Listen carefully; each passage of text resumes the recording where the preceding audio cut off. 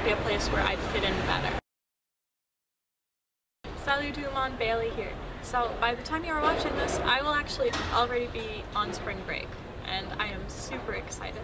Where am I going for spring break, you may ask? The lovely summery destinations of the Mediterranean, you know, Italy, Greece. I've got all of Europe open to me, so where did I choose to go? I am going to Copenhagen and Oslo for my spring break, you know, those lovely summery destinations. So you're probably asking yourself why on earth I would go to these two locations for spring break when they probably don't even know it's spring yet. And that's what this coffee time is going to be all about, so I hope you're ready. I know I am. So I hope you're ready to dive into Scandinavia. I've got my coffee here, coffee again, and this is really cute, and I didn't even unwrap it because I wanted you guys to see how they do this at boulangeries here, but check it out. This is how they wrap it up, and what is it, you may ask? Hold on. Very fancy. Ready, ready? Ta-da! So, this is called a religious because, I don't know, it looks like a nut or something. I'm not really sure. But it's basically that thing from Grand Budapest Hotel, and it's 2 cream puffs, both of which are filled with chocolate. Oh, and that gives me another French top tip. The frosting always matches the filling, so those chocolate eclairs are actually chocolate. Anyway, the topping always matches the filling, so that's how you can tell what's inside. So, I'm clearly ready. Let's get started. So, if you've been watching my videos, you've probably picked up on the fact that I want to study the Vikings in Scandinavia. And I haven't really said why I want to study them, besides the fact that they're awesome. So as I've said before, I basically decided that I wanted to study the Vikings. About a year ago, I don't even remember how, but I discovered the Icelandic sagas were a thing that existed, and they were just incredible to me. I'm still working on reading through them, but they're like,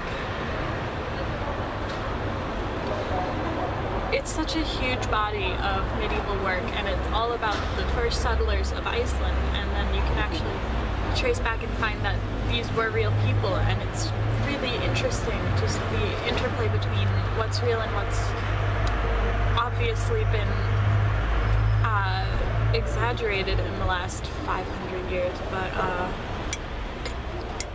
and you know I'm interested, and you know I do archaeology, and then just like Iceland is the only country in the world without a prehistory. Like they had writing when they settled Iceland, and that's really cool. So the space between, like, there's so much overlap between the archaeology and the literature, and it's not like that anywhere else in the world.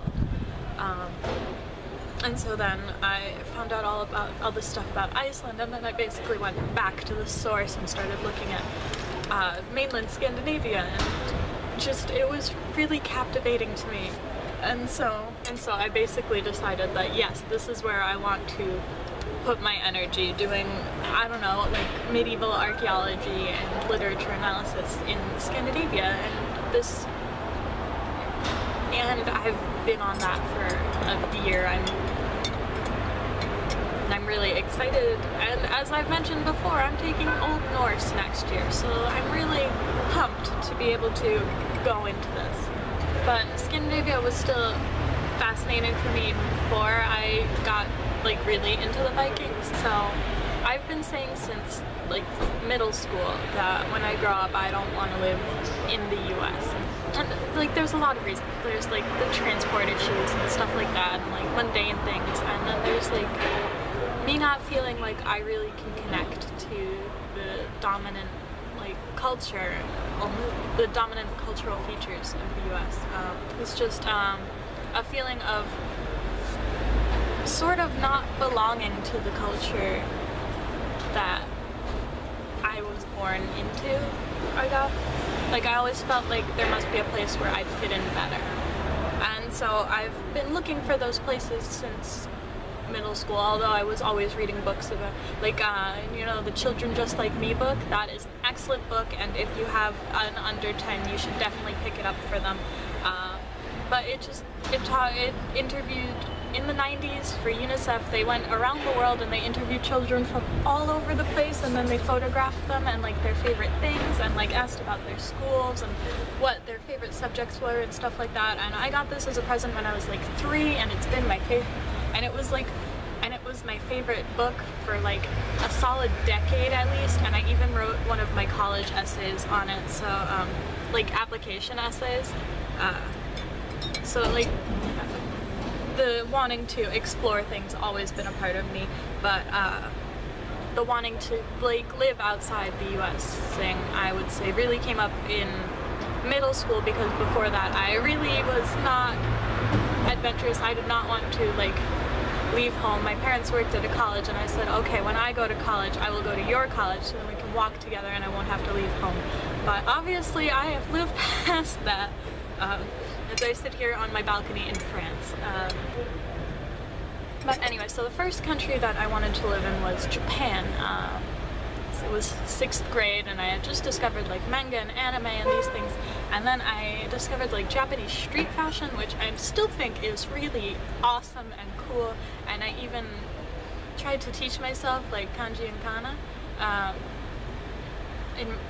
but I didn't really understand that like hiragana and katakana were alphabets, so I just like memorized the words they told us, and then like, I don't know, like it just didn't work because I didn't really know what I was doing. But anyway, so I think I wanted to live like in Tokyo for most of my middle school career, and then sometime between middle school and high school I decided, no, I think London is the place for me. And that stuck around for a while, probably until like I visited London actually, but like I really like London, but it's a little bit much. And also around that time I was realizing I don't necessarily want to live in an Anglophone country, because learning a lot of languages is something I'm super into, and if I'm living in an Anglophone country, I feel like I will never use them, and then I will lose them, which is something I really don't want. I'm actually kind of worried about next year, since I'm not taking a French class, that my French is going to go down the tubes. So I have bought a lot of French books that I am not reading on purpose. So I went to London the first time after I'd been in Berlin during doing that, and yeah, that's kind of what changed my mind, that I don't really want to live in London. Like, I would definitely live there for a few years, but I don't think it's like a long-term home for me. And so when I came back, I decided, okay, I'm gonna be really methodical. I was going to be really methodical. Oh fuck, what is this word? Methodical, very methodical about it. That's the word. So I started like making a list of where I was going to live, and I went through this very, I don't know, methodically. So I don't even remember exactly what did it, but I think it was, there were some BuzzFeed articles that were coming out around this time, like why Denmark and Scandinavia are like the best places to live, and then like Denmark was consistently rated like the happiest country on earth, and then like Finland had like the best maternal care in the world, and like Sweden has the best, like, and so like they were on the top of a lot of like best lists. And so I started like looking into this, and I started finding things that like jived with me. Like Sweden has like fantastic parental care, and all these countries give you like a year off when you have a baby. So I basically just started reading about Scandinavia and history and culture and all that stuff.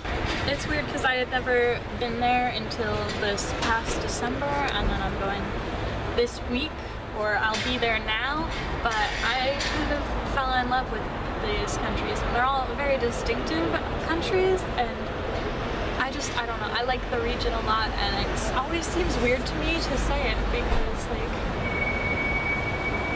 I don't know, it's just like, always worried about, like, am I painting all these countries with the Utopia brush, because they definitely have their problems, but for me, I feel like those problems are not as insurmountable as the problems that I see in the US. And I was actually pretty nervous to visit Sweden this winter because I worried, like, what if I don't like it there? Like, I've spent, like, the last few years thinking, like, this is one of the countries where I might want to live and, like, raise a family, and what if I don't like it?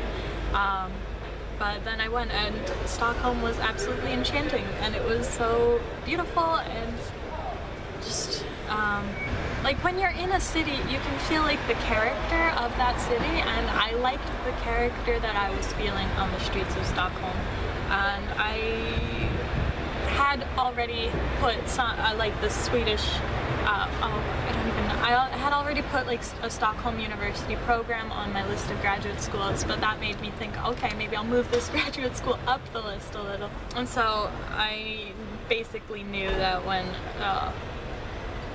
Easter break rolled around, which is what this break is in Europe, it's my Easter break, I basically knew that I had to go to, like, I had to go to Copenhagen and Oslo. Copenhagen was the city that I'd focused, like, the most on, so I knew I had to go there, and that's why I chose spring break, because it's going to be warmer than it was in Stockholm in December.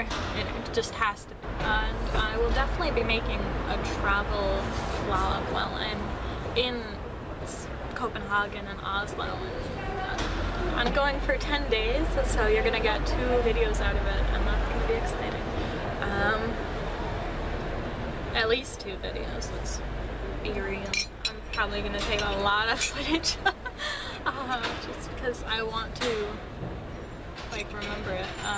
So anyway, but I'm very excited to go to Oslo, and I'm very excited to go for this vacation to both of these countries. Copenhagen, because obviously I've been wanting to, like, live there for the past 4 years, and then Oslo because my #1 grad school choice, you do the first year in Reykjavik and then you do the second year at a different university, and the one I would go to would be the University of Oslo, and the University of Oslo is attached to the Viking Ship Museum, where they have some of, like, these fantastically preserved, like, whole Viking ships, and I'm gonna see them, and, like, maybe in 2 years I'll be 3 years, maybe in 3 years I'll be studying there, so, like, that's super exciting for me.